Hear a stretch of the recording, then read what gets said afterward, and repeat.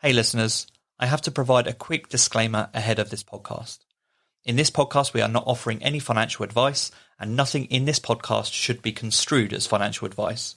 You should carry out your own independent research before making any funding decisions, and if you're unsure of your funding decisions, you should seek the help of a professional financial advisor. This is Internet Marketing.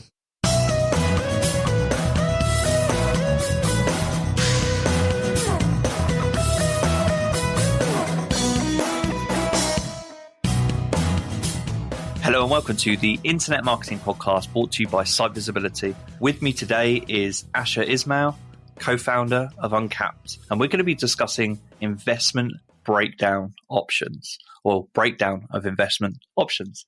And this comes with Uncapped doing an unusual, a different or alternative solution to investment in this space. And it's going to be a really interesting episode for growing businesses that have that desire, that ability to grow. You can see the future ahead of you, but you're not quite sure what the best investment option is for you and what options are out there. Asher, do you want to take a moment to introduce yourself to our listeners, share any personal or company missions that you have, and just explain what your role is at Uncapped? Yeah. Hey, thanks so much for having me, Scott. It's really great to be here. I'm Asher. I'm one of the co-founders of Uncapped. And what we're really passionate about is that founders shouldn't have to give away equity to fund growth. So we provide, a fast, flexible funding for marketing, inventory, or hiring without personal guarantees or dilution. I guess my background is in startups. This is the third business that I've started over the years. And I think the biggest problem I always had was getting the funding that I needed. So to me, it's really a dream, basically, to get to work on Uncapped and help other entrepreneurs get the funding that they need. Our first customers were actually my friends. So, from the start, I think we've created a product that's really friendly. It's, fast, fair, flexible, transparent. It's the product we wish always existed. So that's interesting. The product that you wish always existed, and the fact that you had started off working on this product or this solution with some of your friends or to support your friends. Can you maybe talk through that part of the journey a little bit? So I really am curious about the trigger moments, or what led to the creation of Uncapped and your role in Uncapped. Was there something that you saw in this area of fundraising, of investment, that you didn't like and you wanted to solve, or did you just have a vision for doing something different? Yeah, well, I guess I've been on this journey of building startups since I did my first one in 2003. Meanwhile, my co-founder, Piotr, he was a venture capitalist. And I think we just both noticed the same problem, which is that growing businesses were often left to choose between raising costly venture capital or burdening themselves with traditional debt. And, I guess personally also, I was just really surprised at how little equity founders would end up with at exit. So the current stat is that, at exit, a founder will likely own less than 15% of their business. And, equity can be, one of the most expensive ways to fund a company's growth. It takes a long time to raise, and it can often mean that, founders end up losing control of their companies. And I think we both just felt that, with European companies, there's been so much progress. They're monetizing, sooner than ever. But, the innovation in terms of how companies have funded just hasn't moved along at the same pace. For a market where we have, so many diverse types of businesses, it's strange that there isn't the same diversity in terms of funding solutions. And so we set up to, found Uncapped and maybe create that opportunity. And you mentioned in Europe and European businesses there, but is it the same in other countries that you've seen? Is this pretty a universal problem across the world? Well, I think, founders will probably express to you that, getting capital is a universally challenging problem, no matter where you are. But I think, some parts of the world have, moved a little bit further in this area of just being a little bit more innovative. So you see a lot more different funding options available to entrepreneurs in North America, for example. But, European businesses, I think, have lagged that a little bit.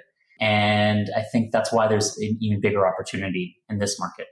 And when I was thinking about this episode and when I started to learn about Uncapped, it was funny because I had that moment of realization that you probably had a very long time ago where I've kind of just accepted this. So I've kind of accepted that growing businesses either have a few options that I know about so they can self-fund whether it's loans or credit cards or savings, and they self-fund the venture that they go on. They can seek capital from VC.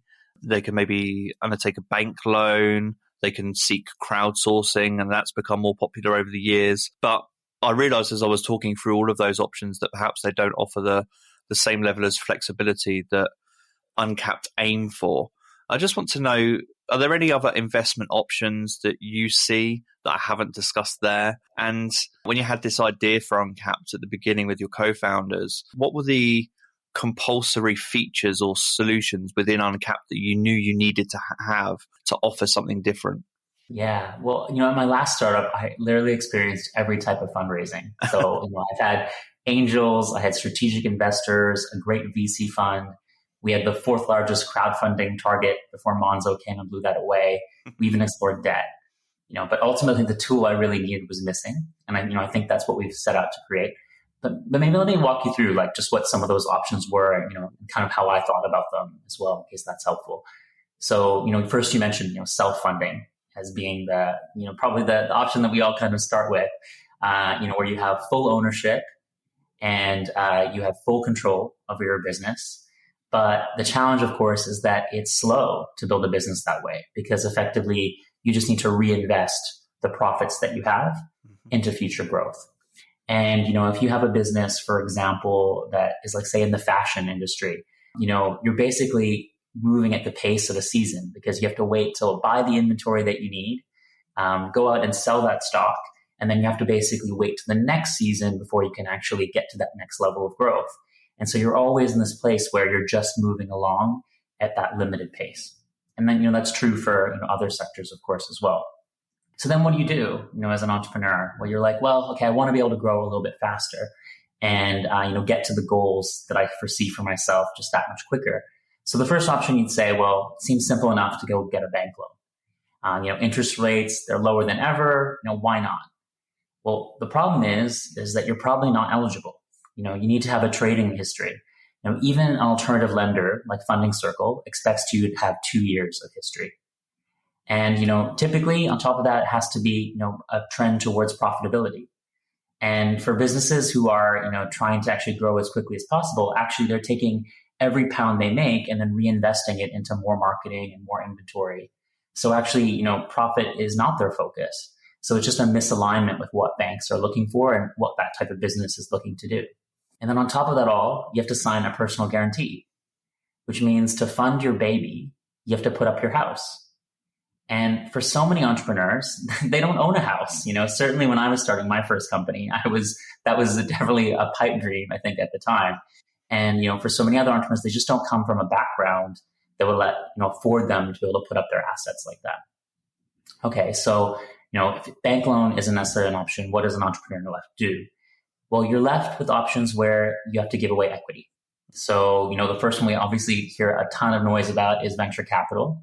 And typically in venture capital, you give up 20 to 30% of your company in each round of funding. And you also give up control. You give up a board seat. And once you've given it away, you can never get it back. It doesn't suit every business because, for some use cases, it's really silly. If you're planning to turn around and spend that on Facebook ads, where you already know that £1 in will give you, 3 pounds of revenue. This is a really expensive way to basically build a business like that. And then, of course, there's also real inequity. 0.05% of companies will go and raise venture capital, and 98% of that money will go to men. So it's a system that obviously, isn't right for, again, many entrepreneurs, and many entrepreneurs just will have real trouble accessing that path. And then there's crowdfunding, of course, which is probably a lot less exclusive. And, I'd say a successful campaign, it validates your business idea and potentially builds your customer base. It works probably best with B2C businesses. My last company, we did a crowdfunding raise exactly for that reason. We had developed an insurance platform for learner drivers, and we're able to, simultaneously bring on a bunch of customers as well as investors. But it was a lot of work. It was, a multi-month pre-campaign, and it was totally nerve-wracking. because, you've got this threshold to meet, right? And it's all or nothing. And accordingly, the consequences of failure are severe. If you're turned down by a venture capitalist, you can always seek out another VC. But if your crowdfunding campaign fails, it can be hard to recover, right? Because most platforms, they won't let you list again. Mm-hmm. And then a failed public crowdfunding campaign, at least to the majority of angels and VCs, signals either your plan or your execution, just isn't good enough. So for me, I just didn't think any of these options were really the right one as an entrepreneur. And I guess as you hear me speak about it, maybe it sounds like I'm like a therapist unrooting some trauma, because I think for so many entrepreneurs, that fundraising experience can be just that. The way I'm thinking about this is that the odds are stacked against entrepreneurs before they even start because of all of these different funding options. And like you said, the path to growth can be quite slow, quite painful, and filled with so many obstacles just in the financial area, which I guess leads nicely to Uncapped and why you're here. So enter Uncapped, a different solution to this problem. Can you maybe take some of those issues that you just talked about and then discuss how Uncapped helps in context of those issues? For sure. So, Uncapped is Europe's first revenue-based finance provider. So, our belief is that, founders shouldn't have to give away ownership to fund their company's growth. And what that means is that we provide equity and interest-free investments. It's pretty simple in terms of model. We charge, a flat fee for the capital we provide, and the company pays us back via revenue share. So there's no pitching, there's no business plans, there's no coffees required, which means you can get back to growing your company. Maybe I'll just give you an example, just explain a little bit how it works. So for example, if I lend you $100,000 to spend on marketing, we take back a fixed portion of your daily revenue until we get $106,000 back. And, we don't take any equity. There's no personal guarantees, warrants, or hidden fees. You're just paying the 6% flat fee. And critically, because the repayments are tied to your revenue, if the business slows, the founder isn't caught out. The repayments also slow down. And so, we really believe it's the most affordable, flexible type of financing available to growth companies. The key difference, I'd say, from all the options we discussed before as well, is that it's fast. So you apply in minutes and you get a decision in 24 hours. Anytime you're going to go out and try to raise from a bank or a VC, you're looking at maybe months to actually get the funding in your pocket. And, for an entrepreneur, I think that time is one of the most valuable assets that you can get, because every minute that you're out fundraising, it means you're not building your business. And, perhaps if you're in a market or if you have a great idea, it's probably true that there's a bunch of other people who have that same great idea. So getting to market quickly and being able to push as hard as you can be incredibly important. But of course, I think the other difference is the idea that you keep control. We're not asking you to pledge your house or your assets. We're not going to dilute you. It's your business and you deserve to own more of it. But then finally, it's about that flexibility. So many entrepreneurs actually say they'll defer growth rather than take out additional capital. And I think that's because of the fear that actually raising capital could, instead of being, the solution to their cash flow problem, could in itself cause them a challenge in terms of paying it back. And so, the idea is that if we can make that not another worry, it encourages, more founders to actually get the capital they need. I'd quite like to hear a little bit more about some of the people that have used Uncapped so far, who Uncapped is good for. So we'll get into those questions in a minute. But one burning question that comes to mind for me, and so I imagine for anyone listening to this, will be, how is Uncapped founded and funded? When you were coming up with this idea and going through this process of growing Uncapped, I assume there was some fundraising along the way for you. How did that process work? What can you speak on there? Because that must have been a really interesting part of the process, is trying to raise capital for this particular venture. Yeah, absolutely. So the funny thing is that, we sort of fundraise perhaps so other folks don't need to. And so, we've raised about 40 million of capital to date, which then we use to deploy to other entrepreneurs. We've been able to raise, I think, from some of the best investors in the world, who are probably the VCs who realize that alternative models are needed. And so it's kind of they're sort of disrupting themselves by investing in us. And at the same time, I think it can be kind of counterintuitive for us to raise raise capital when we're talking to other people about looking for alternatives. I wish, a business like ours existed to fund us. But I think that the key difference here is that I think, equity can be part of an entrepreneur's toolkit. And that's one part of it. And it's just about knowing when's the right time to use it. And I think equity is best applied when you are investing in something where you need R&D, where you're going from 0 to 1. And, that's what Uncapped was. It was, a really untested new idea that hadn't been deployed, in this market and, proving that it could work. It was perfectly suited for an equity investment. Whereas so many entrepreneurs are actually doing things where they have repeatable, predictable growth. And for that, other options should exist. Going back to that question about who Uncapped is best for, could you maybe break that down and provide any examples of people that have used Uncapped to grow their businesses to date, how they used their funds, invested their funds, and what that process was like for them? Yeah, so I'd say, Uncapped, it's, particularly relevant for companies in e-commerce and SaaS, but we've actually seen it work, a model that's worked for, a wide variety of companies. Some of the first companies we worked with, they were bootstrapped or had taken like really limited investment. Our first customers, for example, were fashion brands like Lestrange and Hedwin. They were great businesses looking to grow without raising venture capital or debt capital. Lestrange has gone on to get funded, 6 additional times from us. And, to give you a sense of how it works, Hedwin signed up. They got $50,000 for an advance at the end of previous year, and it used the funds to increase their Facebook and Instagram marketing. And in a quarter, they saw their revenues grow, 1,106%. So, businesses that have a really good use of investment and can see, a growth opportunity can really benefit from taking capital like this.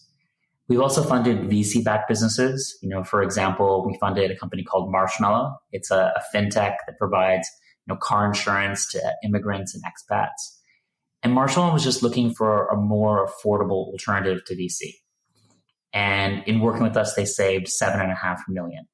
How much in detail do you go into how those businesses are planning to use the investment? How much do Uncapped go into an entrepreneur's business plans, if at all? And how much of that criteria and that eligibility is around how those investment funds are going to be used? Yeah, so our model is really, different in that way from, VC, where you would normally in a VC model go really deep into understanding a business. We've kind of flipped the model on its head and said, we don't really care about the pattern recognition that VCs go through. So we don't look at, where you went to school or, do I like you as an entrepreneur? Mm-hmm. We really, focus on the data. And, I don't care if I would ever use your product at all but as long as you have a product customers are buying and, do you have a channel where you can find more of those customers?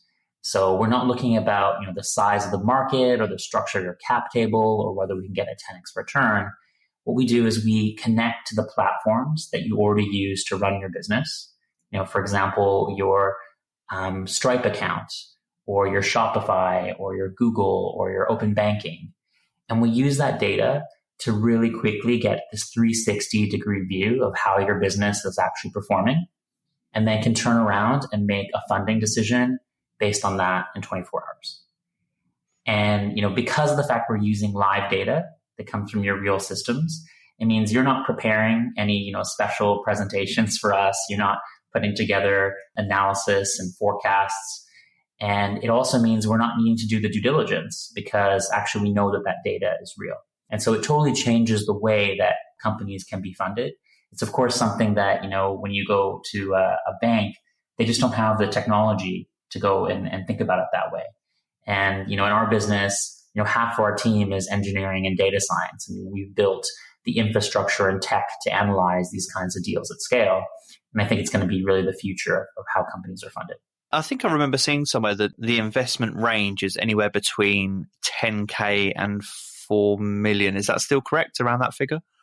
So our funding actually ranges from 10K up to 2 million. Yeah.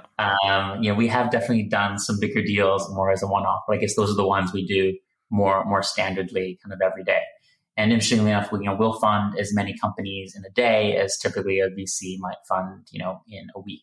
Some VCs, how many they fund in a year. The reason I asked that question is because I'm thinking about the application process, and I'm wondering how much data comes into play as a decision-making factor in how much you can lend a company. Is it a case that your process, your technology uses historical data to predict future performance, and therefore you can relinquish more funds to that particular business? Is that how it works? To some extent. So definitely what we're trying to do is get more confidence about how your business has performed historically, so we can make a forecast of how we think it's going to perform in the future using some data modeling. And sometimes having additional data sources and more history introduces more confidence. In some cases, very limited data can actually tell us a ton. So it really depends on the nature of your business. If you have a business that's had really predictable, repeatable growth, it's going to be one that's probably a lot easier to fund. Where it gets more challenging is, businesses that have had a lot of volatility, or maybe have had, a period where they've had to slow down. So many businesses in the past period had to slow down through the COVID period and, rethink their model and pivot. And so, all those things are fine. And then in those cases, we might be saying, hey, let's look a little bit longer to make sure we really understand how the business is performing. Yeah, that makes a lot of sense. Are there any industries or types of company that Uncapped wouldn't work with? Yeah. So, what I'd first say is, Uncapped is great if you've generated sales for at least 6 months and you're doing at least 10K of revenue per month. Then beyond that, there are maybe certain industries, as you mentioned, that we don't work in. So, we won't work in things that are related to weapons, drug paraphernalia, as you say, gambling. Yeah. Though we can work with companies who are doing gaming, which is kind of the difference between, are they, games of chance, or is there skill involved? Yeah. So there's probably some really narrow avenues of folks we can't work with.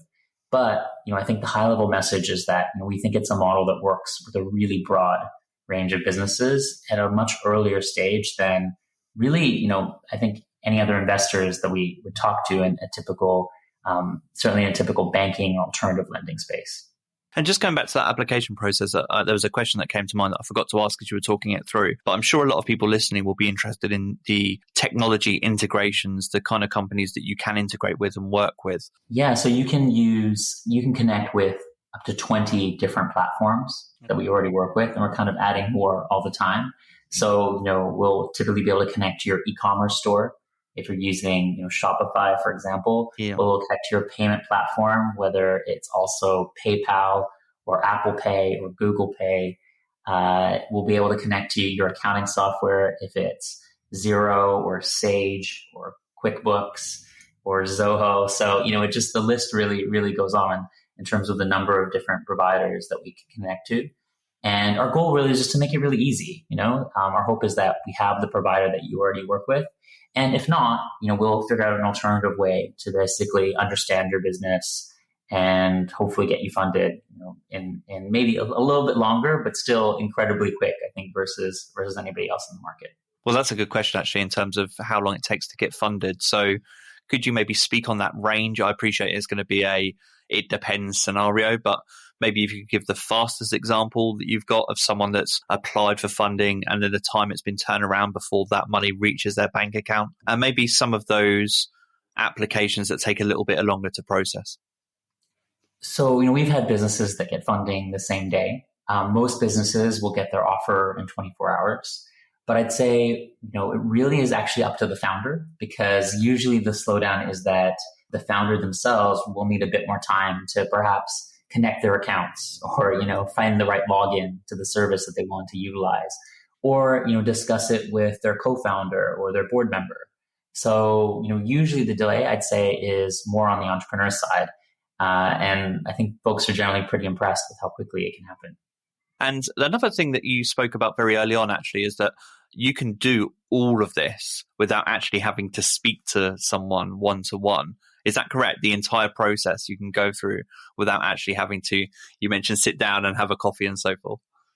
Yeah, so you can do. So you can get through the whole process completely digitally.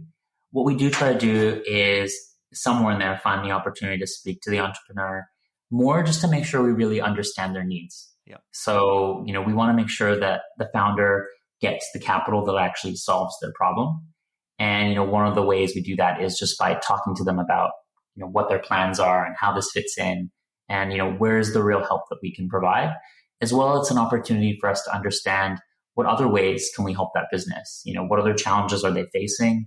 And, are there other resources in our ecosystem, through our partners and through our team where we can, help accelerate their business in other ways? Yeah. And you mentioned the fee, the flat 6% fee, and I want to go into fees in a little bit more detail before moving on. The fee part makes sense, the flat fee. But could you perhaps explain a little bit more about how the revenue share figure is determined and the repayment periods as well? How long do people have to repay the investments? Yeah. So I think one of the unique things about this product is that there is no fixed repayment date because it works as a revenue share model. It means that there is no set, fixed payments that are due each month. It flexes with the revenue that you generate. And actually, if your revenue is slow, it can take longer to pay. And in fact, if your revenues went to zero, you're not making any payment. And in terms of, how we figure out what should that revenue share be, it's actually the founder who chooses what level of revenue they want to share with us. So the range, is between 1 and 25%. And it really depends on the founder saying, hey, what's the amount of capital that I need? Because the more that they share, the more that we can actually provide them in terms of an advance. And it's that balance to choose what's right for their business. And I think we touched on it earlier, but one interesting thing that's come to light for me as I've learned about Uncapped is that it's not necessarily an either or scenario. So it's not like you have to choose Uncapped or VC or Uncapped and fundraising. You can, and you alluded to this earlier, Uncapped can be something that helps to launch your business and then maybe you seek VC funding at a later date or maybe at the same time. These things can coexist. Is that correct? Yeah, absolutely. So we've had lots of founders, for example, who have been able to, use Uncapped kind of earlier days, as you suggested, and maybe get their business to another milestone that perhaps makes them feel they're going to be able to raise at a better valuation, for example, getting to a certain revenue target or maybe, getting their first international customer so they could demonstrate, that proof point or that additional proof point. As well, we've seen founders then say, well, I'm going to raise now an equity round and I was going to raise, 10 million, but instead let me, raise part of this from VC and then the other part from Uncapped that's going to fund the more repeatable, predictable part of my business. And in that way, I actually minimize the amount of dilution that I'm going to take. And so it's like this new way of thinking about the fact that, traditional equity rounds aren't kind of the end all be all, and that you have to do it in a certain pattern of seed, Series A, Series B. I think these days founders increasingly are thinking more creatively about how do they optimize this situation so they end up owning more of their company. As you're talking this through, the relationship between Uncapped and the rest of the VC world is something that's really interesting to me. I keep thinking back, you said earlier about how Uncapped used VC funding to grow Uncapped the business. And I'm wondering what the response has been from the VC community and the VC media to Uncapped since you launched. Can you speak through that? So have you had a growing amount of interest from VCs wanting to invest in Uncapped? It's interesting because you could be seen as a threat, but I actually see, as you've been talking it through, I see Uncapped as of real benefit to the VC community because you're essentially crowdsourcing all of these wonderful businesses that have potential for growth and using data, using your own insight, you're giving a different perspective on those businesses to potential investors. So yeah, can you maybe speak a little bit on that process and how that's been for you since launch? Yeah, absolutely. So, we have, I think, actually a really great relationship with VCs because I think they also realize for them, they have a portfolio which, they've invested in, and they also don't want to be diluted. So one of the great things is that, so much of our businesses come from VCs themselves introducing their own portfolio companies to us and saying, hey, this is an alternative for you because it means actually that fund will maintain more ownership of their business. As well, so many VCs, they need to say no to so many people every day. As a VC, they will typically fund a very small portion of the companies that come to them. 1 in 100 is probably even generous. And so that means that, for those 99 no's that they need to give, it's a much warmer shoulder to be able to say, hey, there's other options that actually exist and might actually be better for the type of business that you're trying to build. So we have that dynamic going as well. And then I think increasingly, VCs realize as well that they're not necessarily the right solution in every case. So, some of our investors talk really openly about the idea that, equity can be a really expensive way to grow. And so depending on how you want to use that money and what stage you're at, it's really not about just going for one funding source with laser focus. Instead, thinking about that wider spectrum of what are the options available to you and what is the best fit for what you're trying to achieve. And, it's that same case. If you are in a place where you are doing a business as an R&D stage that still needs more time to get to market, venture is still a good solution, right? But for businesses who are already live, that have predictable customer acquisition costs and repeatable growth, we know we're a better option. Yeah, this is interesting. It leads nicely onto the marketing angle of what I wanted to discuss today, because it must be difficult when you launch something like Uncapped, knowing what messaging to try and reach businesses with. You don't want to trash VC entirely and say, that's the old way, this is the new way, and disrupt it to the level where, you're seen as a threat in this space and you're not seen as part of the solution to a problem that exists. So I want to just ask you about that process. What did you aim for and what have you aimed for since launch? What messages are there that you wanted to get out there to the world? And what are some of the biggest obstacles that you've had to overcome in your marketing of Uncapped? Yeah, so our tagline is that we're a friendlier take on capital. And I think that reflects, our founding history, about who our first customers were. But it's also the ethos of the company of, how we've tried to design everything is really for what we want to give to our friends. And I think that served us really well because actually, so much of our business has come from referrals. It's come from other founders who, speak really publicly about the fact they've taken our capital and, the idea that there's an alternative way to raise. And I think that's the best thing you can possibly ask for when you build a product is to have your customers talk about it. What's been cool as well, as we mentioned, the VC community, the broader segment of this world has also kind of taken a lot more notice of it and equally been referring a lot of their portfolio and business to us, as we discussed. And then I think going forward, you're right, though, there is this challenge about what's the right message in terms of being combative or being cooperative in this world. And I think, our belief is that, the high tide can rise all boats. And so what we've kind of worked on, I think, is a solution and a way of messaging that I think appeals to kind of those different groups. And what do you think has given you the most traction since launch? Trust comes to mind for me as a big one. So is there anything like that you had to really focus on as part of launch? Yeah, absolutely. I think you've really hit the nail on the head with trust, because I think when we first announced this product to the market, so much of the reaction was kind of disbelief. It's the comment about what's the catch? And, even when we do our Facebook and Instagram ads, typically that is one of the most common comments that you get. Because, we say, we want to loan you £2 million. And people want to know, well, how are you going to do that? And it is kind of a bit of magic, that's made this solution work because it's that leap forward. And I think that's kind of a sign too that you're onto something when you can actually inspire a little bit of magic, especially in the world of financial services, right? And being able to give that, I think, has intrigued people and maybe been a bit of a hook, but also meant, hey, we really need to, dig down to explain who we are and where we're coming from and be able to convey that feeling of trust through our brand and through our messaging, but also the partners that we have and, the other brands that we kind of stand on as, giants who are maybe some of our investors who've also spoken really publicly about the idea that, fundraising is changing.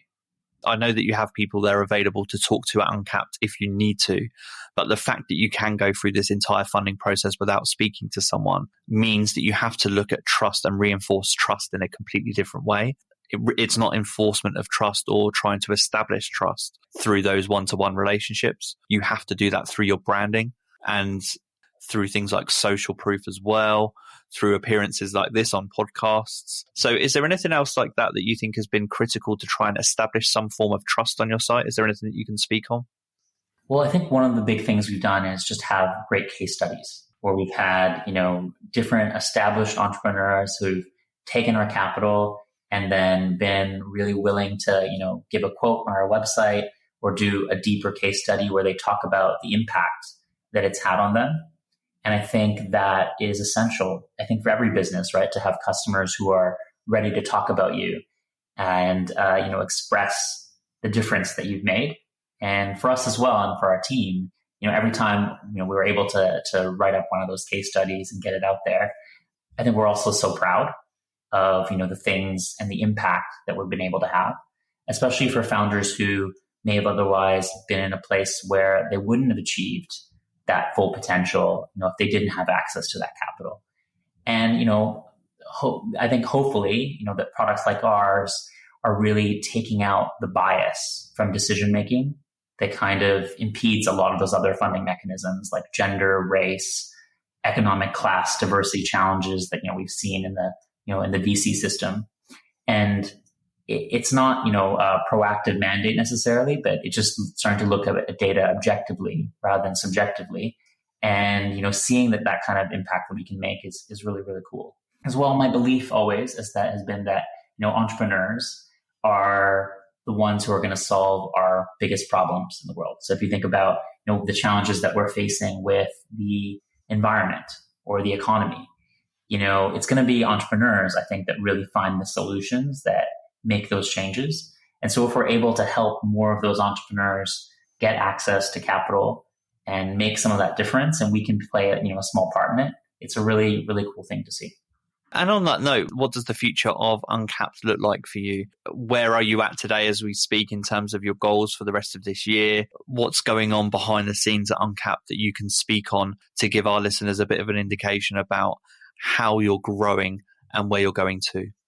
Yeah, so we're really in a lucky spot that, our business has been doubling every quarter. So, I think the idea of alternative funding is just becoming much more popular and, people are becoming more comfortable. Maybe there's more trust as well as they've seen more and more founders start to absorb this, different approach. And I think, our history was that, when we started off, we launched, we knew that, selling equity to buy Facebook and Google ads was just a bad deal for founders.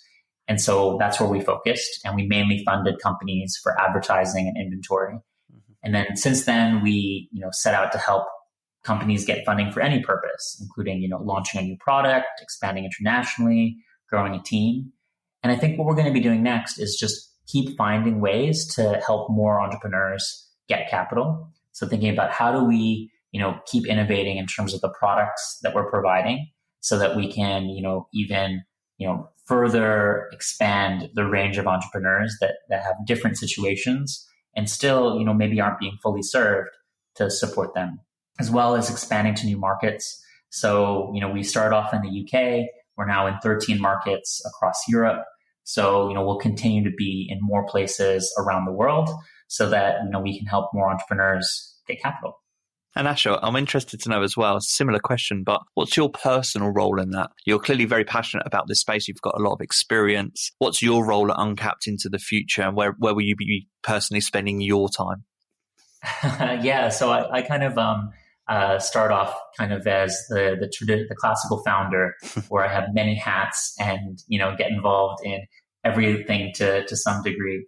But I think one of the things as a founder you realize is that you can be involved in everything, but not necessarily a master of any of those. And so I'm really lucky to now have been able to hire some incredible people who are much more talented at me at marketing and product and people operations and, all the other things we need to build a really fast growing business.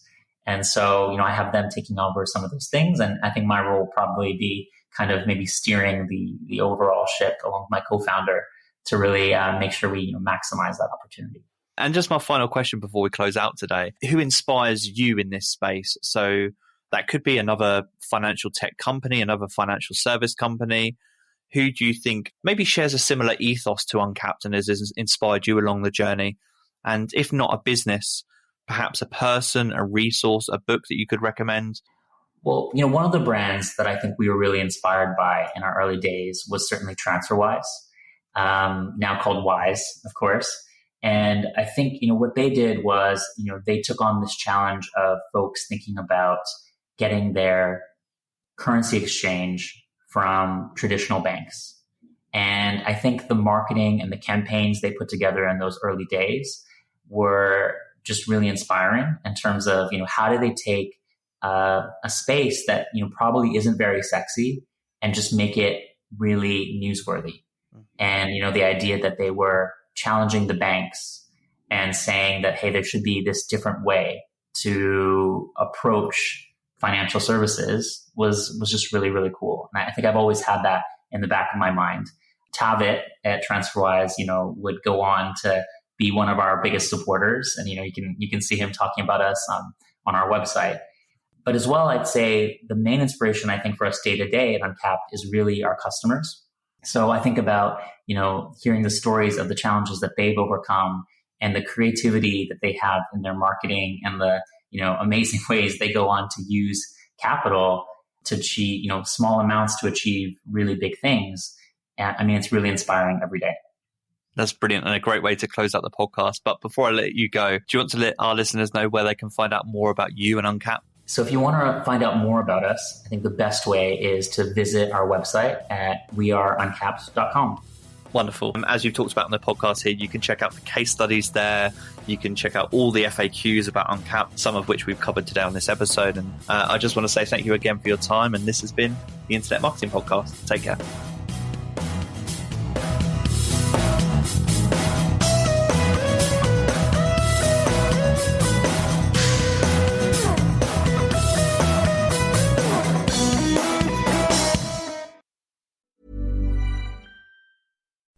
This message comes from PagerDuty. To be ready for anything in a world of digital everything, teams need PagerDuty. Their digital operations management platform is the best way to control urgent, mission-critical work and keep digital services always on. PagerDuty can be set up in minutes and combines the power of machine automation with human action, giving teams more time to create better digital experiences for your customers. Learn more at pagerduty.com.